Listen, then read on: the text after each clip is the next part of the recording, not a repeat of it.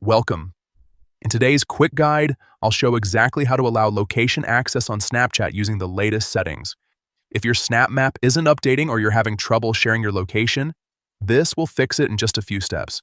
First, grab your phone and open the Settings app. This is where all your app permissions are controlled. Once you're inside Settings, scroll down until you find Apps, or on some devices it might be called App Management. Tap on that to see the full list of apps installed on your phone. Now scroll through the list and look for Snapchat. When you find it, tap on it to open the app's settings. This page gives you control over everything Snapchat can access on your device. Next, tap on Permissions. Here you'll see different options like camera, microphone, and location. What we're interested in is location, so go ahead and tap on Location. You'll now see a few options for how Snapchat can use your location. To make sure everything works properly, select Allow all the time. This setting lets Snapchat access your location